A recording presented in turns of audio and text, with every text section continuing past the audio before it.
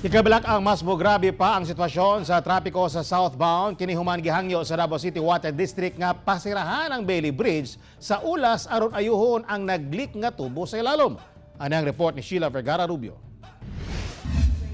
Nakadawat og request ang City Transport and Traffic Management Office kon CTTMO gikan sa Davao City Water District nga buot niining pasirhan ang Bailey Bridge sa ulas aron ayuhon ang naglik nga mga tubo ilawom sa tulay.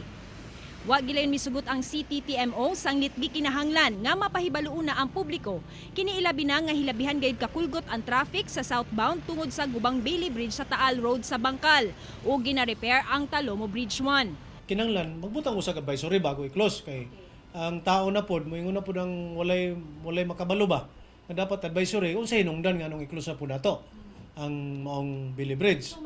Usa sa opsyon nga gihatag ngadto sa DCWD mao ang pagpasarado sa Bailey Bridge sugod alas 10 sa gabii. Apan ang problema, kung madalatar ang pag-ayo, daghang kabalayan ang mawad-an una og agas sa tubig. Dari sa may ulas banda kanang sa may apil ang coke mangguno until dito sa public market and katong mga immediate environs pati tong uhusa o ula. Based sa assessment sa ato ang tech team dito ma'am, if makuha lang gyud nila tong ma-block lang nila ang tulay, it would take them around 6 to 8 hours. Hinuon, ginapangitaan na og paagi ang mga problema tali sa kawalay agas sa tubig ug dugang kakulgot sa traffic.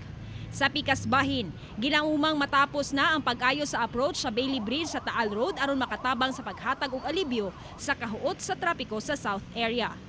Kauban si Leo Arcajes sa kamera. Ako si Sheila Vergara Rubio para sa One Mindanao.